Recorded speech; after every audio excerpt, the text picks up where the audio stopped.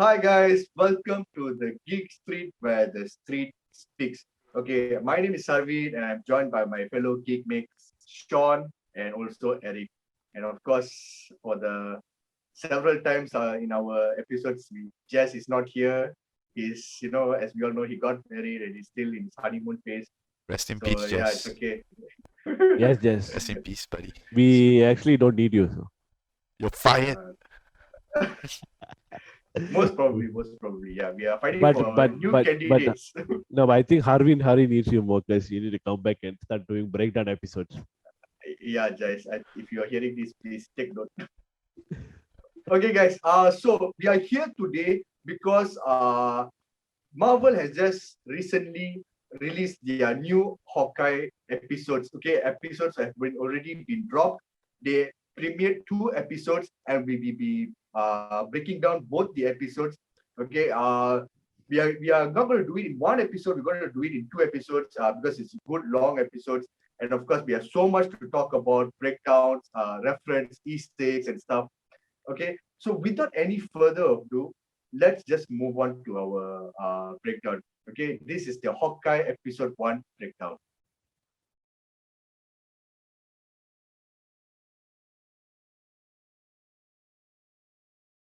Okay, guys, so the episodes, first of all, the episode was titled Never Meet Your Heroes. So I think that's what got to do with this whole episode, that vibe is going on. And before we jump upon the whole episode, the theory that the series takes place 2 years after Endgame. So I'm not sure how they said that it's 2 years after Endgame, Christmas of the year 2025. So practically this takes place years after Spider-Man No Way Home. Maybe probably after the events of Doctor Strange in the Multiverse of Madness. We don't know. So that's the theory. So I'm not really sure about that. Okay, so the opening scene, this is like nostalgic. So it goes back to the year 2012 where the first Avenger movie takes place, the Battle of New York. Okay, so during in that particular period, we then inside the scene of Kate Bishop's home, we see some what do you call dolly shots of Kate Bishop's room. We see some trophies, of how she's active. It shows her character that she's a very active girl. She likes to do adventurous things, try new things of how to say sports and activities. And then after that, we see a shot of Eleanor and Derek Bishop, which is Kate Bishop's parents. Eleanor Bishop is played by the great Vera Farmiga. We all know from the Conjuring series. She's a very good actress. And of course, if she's played, if that a character is played by a big actress, confirmed, she's definitely a very big character in this series. They wouldn't just simply cast someone else. And also, the father is being played by Brian D. Arcee. And then you can see this dialogue over place where they have some financial issues kind of stuff. They want to move kind of vibe going on. And then kid overhears this, and then the father comes, give a pep talk. And then before that, in the comics, the Bishops are actually a very wealthy family in New York. They are very well-known name. They have their own name in New York. They have a lot of wealth. And also in the comics, Kate's father is the one who has the ties to the mob gangs, in New York City. So that's in the comics. So I don't know how it's going to play out inside this series. And then after that, we see when after Kate's father gives the pep talk, and then after that she's chilling, and then the whole Battle of New York starts happening. The Chitauri invasion starts coming in, and then you see this is like a scene where Hawkeye practically jumps over the building. It's a copy shot, but it's from a different angle. So this Chitauri alien ship is going towards Kate Bishop, and Hawkeye, how to say, unknowingly saves. Yeah, but he unknowingly saves Kate, and then Kate obviously after that she idolizes Hawkeye from then onwards. But in the comics, it's actually a bit different. In the comics, she was actually rescued by Hawkeye, or actually the Avengers themselves, because somehow she was captured by her own father and kept in holding, and then the Avengers actually go there to fight off Kate's father because he's tied to the mob and stuff, right? So coincidentally, then Hawkeye saved Kate. So that's in the comics, so it's a bit different here. And after that, we see after invasion, we see Kate's mom takes away Kate. After we see Kate's father died during the rubble, and all of that. But the question is, did he really die? Because in the comic, he's such a big character, but we don't know how this is going to play out and stuff. Okay, and then after that, we see during the funeral when Kate was talking to her mom, about grieving and stuff. At the end, Kate does ask her mom that I would like a bow and arrow, hinting that she's going to take up like a mantle of the Hawkeye. She's going to train herself through a lot of activities and stuff to just be strong as Hawkeye. And then of course we get to the intro, and after we see the intro title for Hawkeye, it's very cool vibe. I actually really like the vibe of the intro. Actually, inside the intro, you can actually see a montage of Kate growing up. You can see she's doing a lot of activities and stuff. You can see actually she's building her character towards high school and all kind of stuff. No, I think the montage itself is it cut shots that whole thing how from that small girl and then to the opening after the opening credits we see her how she became that. So I think that the montage actually by right I sort of missed it out the first time around, but when I rewatched it back again and then I saw the montage at a slower speed, you can actually notice that she when she was fencing she loses and then she wins, and then whenever she goes for her archery, she doesn't hit the bullseye at first and then later on she hits the bullseye. So it shows that progression of how she became who she is when after the opening credits rolled up, then we see her at the bell tower, right? So how she became that. So it actually it's a very good way of cutting short the whole story of questioning of how she became that Yeah, exactly. Yeah. And then after we jump to present day of, still on theory, it's either 2025, I'm not really sure. So it's present day. We see grown-up Kate Bishop, presumably at her college, should be her college. And of course, Kate Bishop is played by Hailee Steinfeld. Actually, Sean, I have a question. So now, Hailee Steinfeld or Florence Pugh? I still think Florence Pugh. He's definitely going to choose Florence Pugh. Okay. But I think Hailee Steinfeld. I think even I would choose Florence Pugh. Yeah. Oh, okay. Over Hailee. Okay. But still, Hailee, okay lah. Okay, fine. Whatever. He's so excited he moved his camera. Yeah. Just a little bit minor adjustment. Okay, and then you can see she's wearing her comic book costume, because she in the comics, both Hawkeye and also Kate Bishop wear that purple color costume. So she's almost very comic book accurate. She's wearing the costume. And then you see as she goes up the tower. Before that, actually, you can notice that the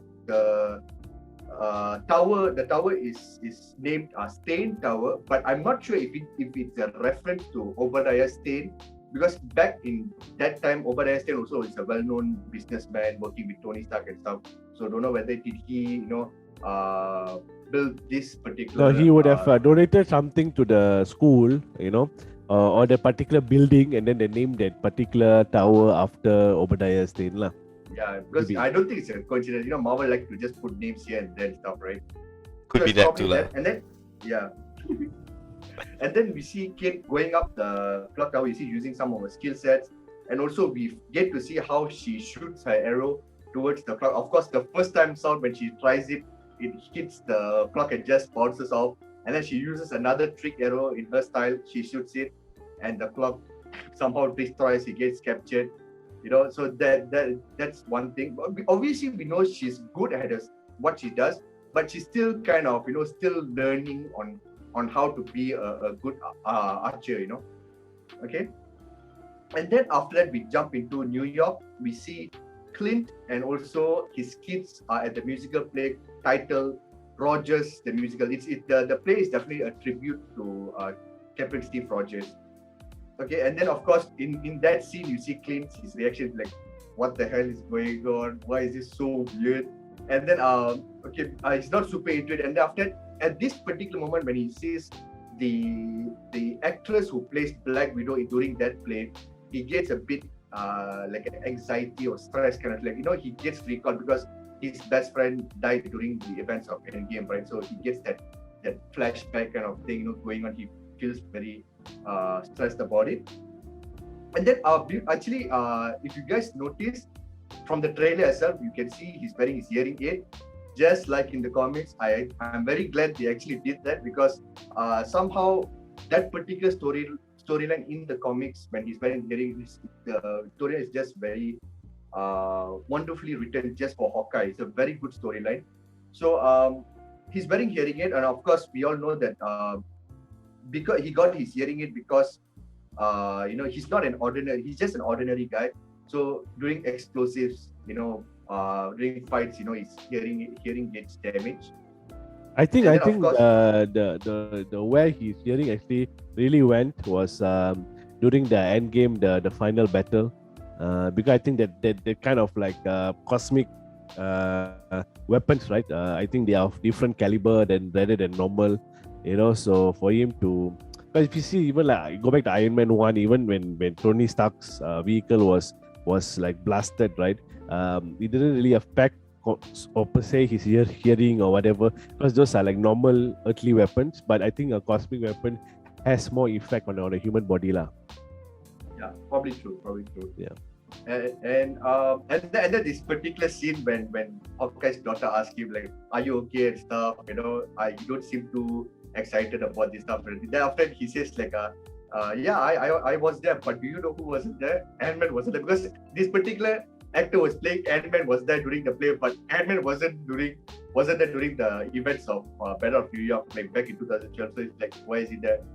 And also we can see a kid waves at Clint because now because everyone knows who Hawkeye is and everything, but also we do know that Hawkeye doesn't really like attention. He's a very low-key kind of guy, just want to chill and stuff.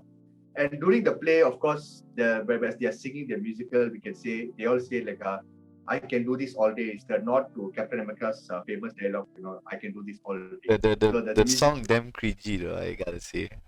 I Yeah. also when I was listening word by word, it was so cringy. And then we have the Hulk say a word, then you know the word, then smash. Yeah. Smash. I'm like, Yeah. it's so cringy. Of course, it's very much catered to the children, but Yeah. of course, I so cringe. I'm like, oh my god. But yeah. And then, of course, what happened was Clint says he needs to go to the bathroom. He goes into the bathroom, and of course, while he's taking a piss, you can see on the cubicle actually say Thanos was right. So it shows that maybe some of the people around the world they kind of support what Thanos' goal was, decimating half of the No, universe. I think when we see that statement, right, it's more of not whether people agree, but it's just that people know what was Thanos intending to do. So I'm assuming like, because when normal people we see superhero fight baddies, we don't know what's going on or why. But now the fact that Thanos was right, meaning people actually knew what Thanos wanted to do. Meaning the public knew what Thanos was planning, what Thanos wanted to do, and why is it so important that the Avengers go against him to bring everyone back. So I think this statement there is very important, because usually people won't know what happened or why it happened, who's fighting who. But now they know lah. They know that Thanos did this because of this. He wanted this, and yeah. It's a big statement lah. Usually people don't know what happens. No, that just speaks to like humans lah. I mean, there are some people who would agree on that, and some people who would disagree. So I think this is just someone who agrees with him and didn't want and just wanted to say it out lah. something like that. So I think this is human nature. Like some people, yeah, they because like we know that sometimes like okay, there are people who are poor, people who are hungry because of there's a disparity between societies and things like that. So some people, yeah, I think the this Hawkeye movie, right, is very reality based, right? I mean, you all can agree with this. Very reality based. It is based on how a normal human person would go through the motions, right? So I think that was a very nice touch in terms of sticking to the reality.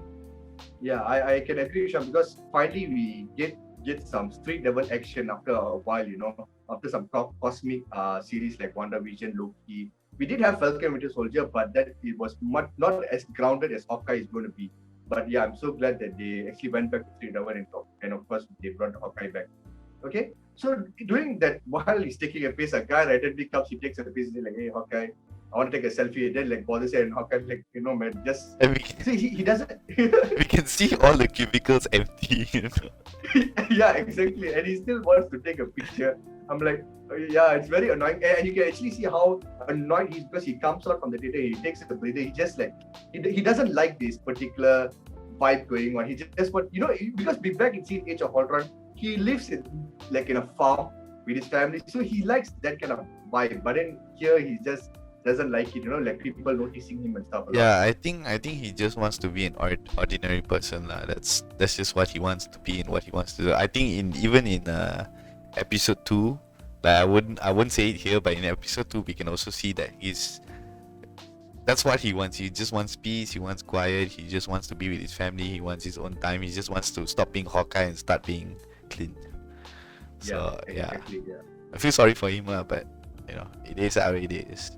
Yeah, they're living the superhero life. Yeah. Okay, and then while he's getting a breather, and you see the kids coming out. Okay, so there's some references back for the kids. So if people who doesn't know, Lila, the daughter, is played by actually in real life by Joe Russo's daughter. She's Joe Russo's daughter. He's one of the directors of Endgame with his brother Anthony Russo. And also, during this particular scene, you can see actually she confronts about Black Widow, another Black Widow reference going on, because Black Widow's character was very much impactful to Hawkeye. Both of them have each other's impactful reasons on their own characters. And then, of course, another reference is Clint's younger son, the small boy. His name is actually Nathaniel Pietro Button. Nathaniel is actually a reference for Natasha because Natasha is a friend. And also Pietro is also Pietro Maximoff, Wanda's brother, and also the guy who actually saved Clint from the events of Age of Ultron. Okay, so he made a tribute by naming his kid Nathaniel Pietro Button. And also then after they ditch and then they go somewhere else, after we see next scene, we see Kate goes to visit her mom. And also in this particular vibe, you can see Kate's mom, she has gained some wealth back. That means she has started something, new company or whatever. They look very rich, like from the comics, but without the father, because the father is presumably dead. So she built her name for herself in the society. Oh, maybe she had the insurance money from the father's death, and then she built it up from there. Yeah, maybe, possibly. And then, of course, Eleanor says that she needs to go for a charity auction. Then after that, she scolds Kate for, destroying the clock tower. And then she said she's going to close her credit card. I think that's one towards the episode. Later on, you see she has some difficulties in purchasing stuff. We'll get to that later on. But then this is the reference to that. And then, but I just want to give credit to the scripting. I think the scripting was really good. It's a very, even when Eleanor was scolding Kate, it was a very adulty, very sophisticated kind of scolding. We all know it's scolding, but the way that she uses and speaks to it is like very, very nice lah. So at this point, I'll give credit to the scripting. I think whoever did the script for Hawkeye deserves some clap lah. Even for episode 1. I mean, there's another. How many episodes are Hawkeye supposed to have? 6 episodes. 6 only. We only have 4 more to go. Oh shit! Okay.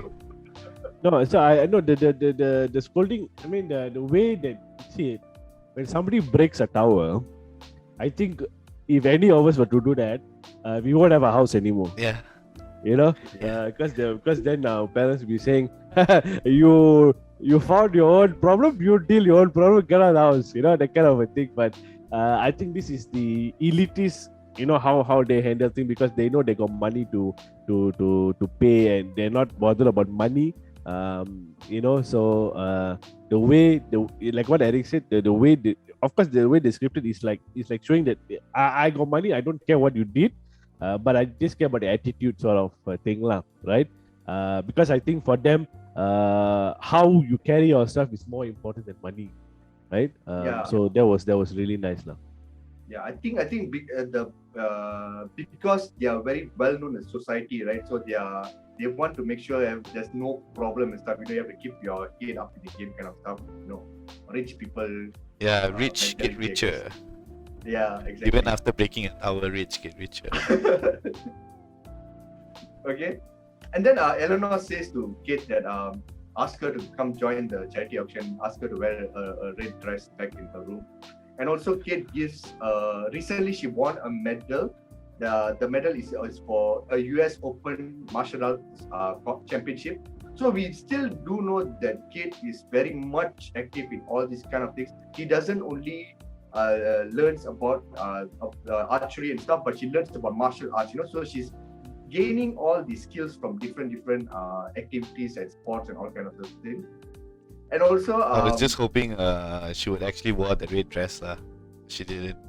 Maybe then I would have chose her over Florence Pugh. yeah, I actually get back to that point. Yeah, I know about that. And actually this particular line towards the conversation, Eleanor says that she was amazed that Kate got her black belt when she was only 15. So she's not easy. She's just showing more about Kate's character and stuff. And then after that, Kate asked why are there swords everywhere, hinting for the next character to come into the shot. It's actually Jack Duquesne, aka Sword Master, played by Tony Dalton. He appears to be dating Eleanor, Kate's mom. So about Sword Master, in the comics, Sword Master is actually in the comics is actually Hawkeye's mentor. He's the one who teaches Hawkeye, about all these kinds of things. But in MCU, I think they're going to play him more like a villain. You can see him more like a villain by doing that. And then you see Kate is surprised by Jack Duquesne and all kind of stuff. And then the next shot, you see Clint and his family having dinner in a Chinese restaurant. And then finally, I think we've been theorizing that where is during the trailer we were thinking, where is Clint's wife? Is she dead or what's going on? Well, then finally she comes into the scene. But she's not there with them in New York. She's back at her home. But then I think the reason why is simply because Clint just wants to make up to loss of time with his kids, because during his time as an Avenger, he's just so much out doing superhero work, but he couldn't spend time with his kids. So I think finally when he is he wants to let his mental go, so he wants to spend more time with his kids. I think that's the only reason why he went. He thought he was going to retire lah. He thought so. Exactly. Back, if you guys remember the scene from Civil War, and then he comes to the Avengers home ground because he wanted to save Wanda, right? Like, what, I just retire for 5 minutes and everything goes to shit. So he's been trying to retire, but then it could just gonna happen, and finally he decides to retire. And so he decided to retire lah, but then still he needed to. Still thing goes to shit. Who knows, this time we'll see his retirement. Yeah, because the mental will be passed on. So he said, okay, not my problem anymore already. Yeah. Yeah. Then of course, yeah, as I said, Laura, played by Linda Cardellini, she called Hawkeye, they're having this conversation and stuff. And also, you can actually see Clint receives a complimentary dish, but it actually makes him uncomfortable. You see, like I said, it's just showing more that Clint doesn't like this attention at all. Okay, and then we move on to the next scene. We go to the charity auction. Instead of this, what Eric said, reference, it's a very red dress. You can actually see Kate wearing the more like a tux. She's more on a tomboyish side, I would say. But I don't know, but she can portray that she's very much more. She wants to show a masculine type of character, I would say. Okay, then And after you see Kate chats with Armand Duquesne. He's actually Jack Duquesne's uncle, and also says that Jack and Eleanor are going to get married, which Kate obviously she didn't know about it. She gets surprised. And also there's this one particular line when he says that she used to come to his place as she when she was a kid. So it implies that she knows about Jack and Armand Duquesne back when she was a kid. So that character has been in her life when she was a kid. So there's so much of stuff going there. And then of course this one joke, you can see Armand the third and Armand the seventh. Small kid comes and then he says this is Armand the seventh. American generation names. It's not American, I think. I don't think it's American. I think it's more to French or Sorry, Italian. It's French. Yeah. We continue. For when Kate gets to know that Eleanor and Jack are going to get married from Armand, and then she goes to confront her mother about the marriage. And then after that, we see, they talk it out and stuff like that. Then you see Kate goes out to get some fresh air, she's just a bit pissed about that. Then we actually get to see, when she goes out, she actually get to see Lucky the pizza dog. Okay, he's actually a comic book character. I don't know whether it's a he or she, but yeah, I just gonna call he. He's actually a comic book character from the Hawkeye comics. He's a very interesting character. So it's Lucky the pizza dog. We all get to know why he's named the pizza dog. And then after that, as she goes back inside, as she's walking through the hallway, she sees her mom having an argument with Armand. And then after that, she just tries to tail Armand, through the hallway and see where does Armand go. I think she wants to go and confront Armand about why he had an argument with Eleanor. Okay, and then as she tails Armand, they go down to this underground inside a restaurant and stuff. They go to this underground and it seems like a black market auction. It's definitely a black market auction. Okay, and then after that, as she spies around, we can actually see Jack Duquesne actually joins the auction also, and she was a bit curious, like, okay, why is he here? And also Jack goes and sits beside Armand, and then after that we see that Armand says to Jack that he's pissed with Eleanor. I don't know for what reason, but he's pissed with Eleanor. Just want to add to this black market auction. It actually is a reference to the Hawkeye comics where we see what they call actually in one of the Hawkeye. I can't remember which volume is it, but it is from the I don't know Hawkeye or Avengers comic, but there was actually an incriminating video of Hawkeye, right? So the Avengers actually asked him to go undercover to a black market auction to retrieve back that particular tape, right? So that he will not get busted and go to jail and things like that. So it was a very nice notch that there is an underground what you call mafia movement going on. Yeah. I think we have never seen actually this mafia vibe going on throughout this whole MCU. Finally, we get to see some of this black market and stuff all going on. Okay, and then after that we see as Kate is hiding out, looking through the cellar and stuff, we can actually see there's another back door. You can actually see, okay, later on we know who is it, but you see this gang outside, they're trying to bust the black market auction. And then after that, she suspects something. After that, we see as the auction goes on, you can actually see one of the auction, they want to auction off the Ronin sword. Okay, and they said that the sword was found on the wreckage of the Avengers compound, hinting the events of Endgame. So during the events of Endgame, the wreckage. So, but if you look at it, if they searched the whole compound, they wouldn't have found only Ronin's costume or the sword. They would have found so much more, many things of the belongings of to the Avengers or to the Shield, or So it's. I wonder whether there's any connection with this what they call this I don't know what they call it, the DDC, the Department of Damage Control, where Vulture, Michael Keaton's character is from, right?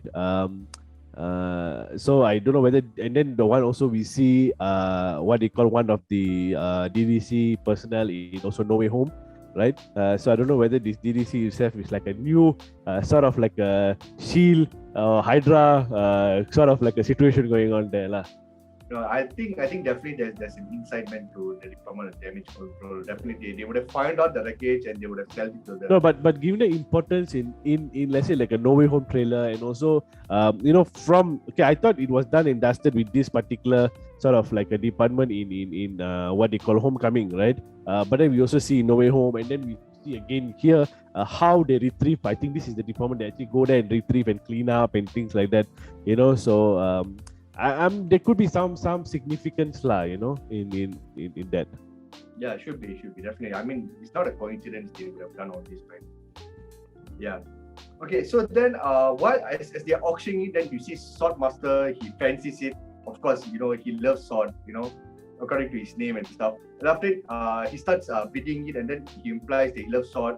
And also, there's a theory stating that during the 5-year story arc of Ronin, you know, during the event of when he was being Ronin, right?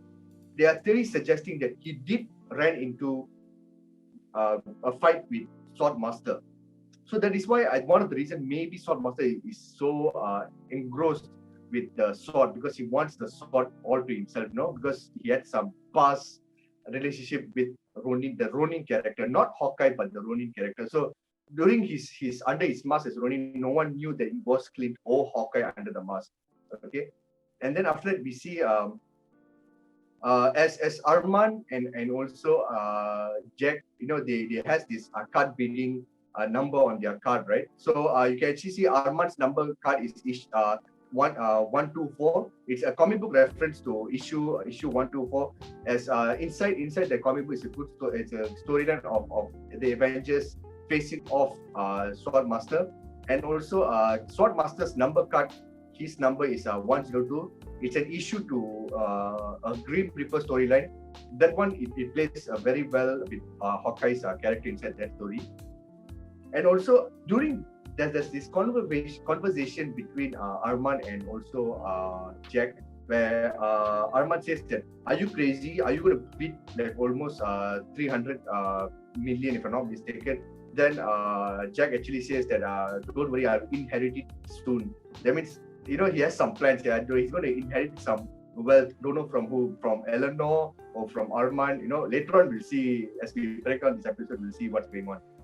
And also, towards the end, you see Arman wins the auction. He gets the sword, and then after that, later on, you see the Ronin suit is also auctioned. So implies that Hawkeye left the Ronin suit at the Avengers compound there, and that you know, he doesn't want the suit anymore whatsoever. And then after that, we see the tracksuit mafia. They hit the black market auction. So the tracksuit mafia, they are characters from the comics. I don't know how to say it. They are actually very, very dumb villains, I would say. You know, dumb, funny villains. You know, I don't know, but they are actually damn cool.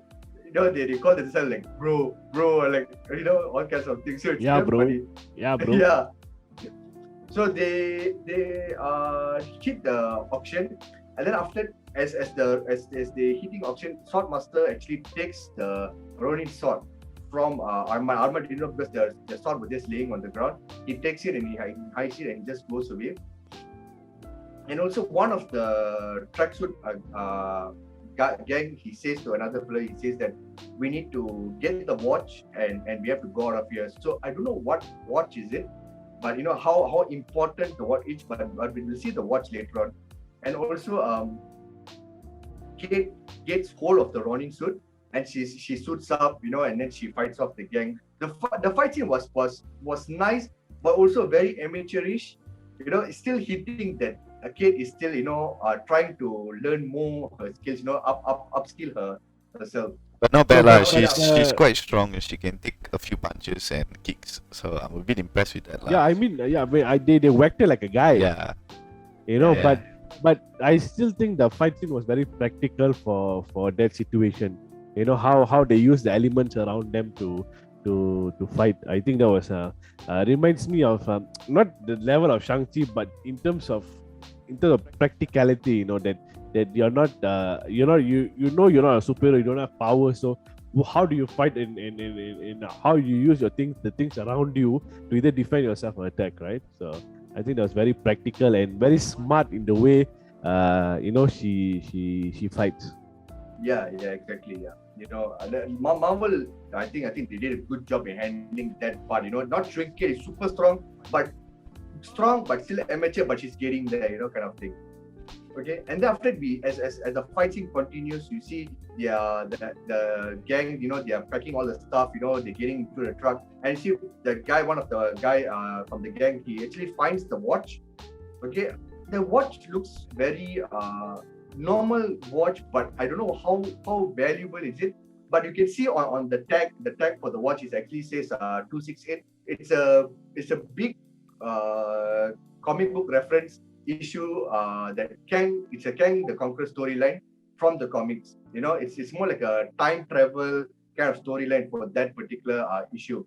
And then of course after that we see the pizza dog. Lucky the pizza dog tries to fight off the gang member. He tries to bite him. And after that, Kate runs and knocks that guy out. And then after that, Lucky and also Kate run off to the streets. And also, as they run off to the streets, and then you see Lucky get stuck in between the busy traffic. He's like blurred, like what he's supposed to do. And then you see Kate jumps in, saves Lucky, and then they start running. So at this particular scene, as the Tracksuit Mafia are chasing them, you can see Kazi, played by Frafi. Kazi is actually a comic book character as well. A very big comic book character from the Hawkeye comics. He's the one who actually gave Hawkeye gave the hearing problem because he actually did stab him through the ears. That's how he gets the hearing aid. So that's a big comic book character for Hawkeye. And also he's a character named the Clown in the comics. It's actually a very big rip-off from Joker from the DC comics, but it's a bit different. And then after that, as you see, Clint sees Hawkeye on the new. Clint comes back to the hotel with his kids, and then he sees Ronin on the news. Like you see, Kate goes on the street to save Lucky, right? Then you see people has already broadcasted that particular footage, and Clint is already very he gets more like a vision. You can see this thing vision where he like kind of regrets being Ronin during his time as Ronin during that 5 years, So he's like, why is the suit out? Like he gets very anxious about it. I think being that at that point in time when he was Ronin during that blip, he was not himself, as we know, because that's not the character that he is. Because he's a family guy. He doesn't have to kill people if he doesn't need to, and But I think the Ronin suit sort of brings back a lot of this PTSD for him, because also that. Even though he was like a monster per se because of the killings that he did, Natasha still came and spoke to him like a friend, rather than seeing him as an enemy or whatever. So I think that brought back also a lot of emotion. So I think throughout this series, we it's good that if we can see how his past has made him how it affects him in the present, and also how it has changed him as a person, or how he sees the future of himself or the mental of Hawkeye, So I think it would be good if we can see that, lah. Yeah, definitely. As much action is going to be, I think it's going to be an emotional roller coaster ride for all the characters throughout this series. Okay, and then after that, we see Kate brings Lucky into her apartment. She does own an apartment by her own. Okay, so this is where she literally feeds Lucky a pizza because Lucky was hungry, so she feeds a slice of pizza, and that's how we get the name the Pizza Dog. Okay, and then after you see Kate uses her mom's tracking software, Bishop Security. That's the company which the mom leads. So Bishop Security, I think it's a very good, a big company inside this MCU right now currently. And then after she locates Arman, because I think she wants to go confront Arman about why is there an auction, a black market auction, and ask furthermore questions about why Jack was there also as well. And then after we see Kate sneaks into Arman's place, finds him dead. And the way he looks dead is as if he was stabbed by a sword. There's a lot of blood, and of course you can see this stab wounds looks very deep, right? Doesn't look like a gunshot. It definitely looks like a sword. So very curious, because who else owns a sword is definitely Sword Master. So there's some connection to him to this death. And then after you see Kate flees from the apartment, she runs away, and she bumps into the Tracksuit Mafia. And the Tracksuit Mafia, fights with them and stuff. And after you see Clint arrives, finally he arrives, and then he fights off the Tracksuit Mafia. And then she brings Kate to a corner, rips off the masks, and then he's like, "Who are you?" And then Kate says, "You're Hawkeye." And the series episode 1 just ends like that. Okay, so what do you guys think about this first episode? I think it was a really good first episode. That's all I can say lah. Yeah. I think it was when I was watching it, because I was so glad that they had. First, I was thinking, 2 episodes, and then like, why you want to release things so early, and this one. But then when I watched the first episode, I was very thankful they had a second episode, because I watched it and I thought, okay, I watched one, then the next day maybe, or after some time I watched the other one. But then when I watched it, I was like, I clicked play on the next one straight away, because it was so the way the storyline is, and the way that they actually wrote the entire Hawkeye story, it felt very nice, as I was speaking to Jess today, I told him that because he hasn't watched it yet, of course.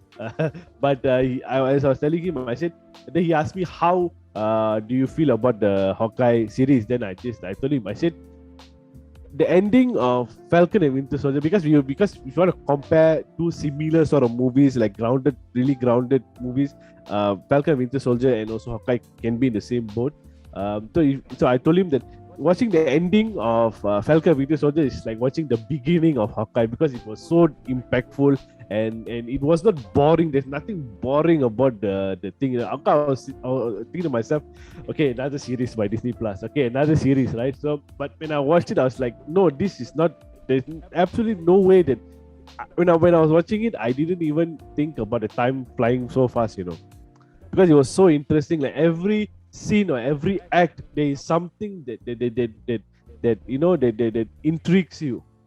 And it's full of mystery. Yeah, I definitely agree with you, because the first episode itself, it just jumps into the story. There are backstory, but the backstory is very short, very straightforward. We understand what's going on, and they just move with the story. And we only have 6 episodes, and they're just going forward. And of course, what I love the most is that the episodes are long. And I was like, okay, thankfully it's long. Okay, I'm not so engaged to this. But before we end this here right now, I just want to ask, what do you guys think about the theory of the timeline? They say that it's Christmas 2025. What do you guys think about that? I think it's too early to tell how this is going to play out, because as we know, at the end, maybe there is a bigger villain behind all of this, right? And the theory is out there that it could be like Kingpin as the head of the mafias, or controlling all the underground things and all that. And I want to see how that ties in, because we also have rumors that somehow Kingpin is also related, has some role to play in No Way Home as well. There is rumors about that. Whether it's going to be like a post-credit scene or something that maybe leads to maybe a Daredevil, Man Murdock, something like that. We don't know, right? It's hard to see where it falls in the timeline. If you want to hear the rumors about Christmas 2025, it's very possible, because we know that after Endgame, Far From Home takes place like this, I think less than a year after that, right? And then we also have Loki's all over the place. and then we have like Wonder Vision, which takes us right after Endgame, and then but we don't know where this No Way Home, it falls like just after Far From Home. So maybe if Far From Home happened, if let's say Multiverse of Madness happened, why is there nothing going on with the Hawkeye series? Right? Yeah. So for me to say that it falls after, maybe after Doctor Strange finishes all his Multiverse of Madness and then things are back to normal, but there's no reference of the multiverse, Yeah. going haywire, going crazy. So it's hard to say, but as we watch the series, maybe we'll get a better sense of where it falls in the timeline now. Yeah, I think at this point, even when I was watching, I didn't really bother much about the timeline because we know that this series is meant to say goodbye to Hawkeye and also say hi to Kate Bishop, just like the Falcon and the Winter Soldier. It's just a transition phase. So and possibly a better farewell to Black Widow. So I didn't bother much about the timeline. I just know that as long as after Endgame and before No Way Home or before Multiverse of Madness is already good enough already. So it's like Sean said, we'll see in the next episodes what's Marvel's plan. What I'm hoping to see is some tease into either most likely Multiverse of Madness, something like that. Yeah, I hope the post credit scene, we'll see another scene like, or maybe from No Way Home, from the trailers, we'll see like the explosion, and then Hawkeye or Kate Bishop will just be like, what the hell's going on, and then pop the end. Yeah, that'll be good enough. I'm counting on a Florence Pugh cameo lah. Yeah, either that. Yeah, that too would be nice. Yeah, that too would be nice. I was. Yeah, I think a lot of people may or may not have realized that from Black Widow post credit scenes, we see that Yelena was given a task to hunt down Clint Barton because of Natasha's death, probably. So yeah, and then the post credit just ends there. So that is why that Sean says we hope to see Yelena, played by Florence Pugh, to cameo or possibly come out in the post credit scenes for Hawkeye.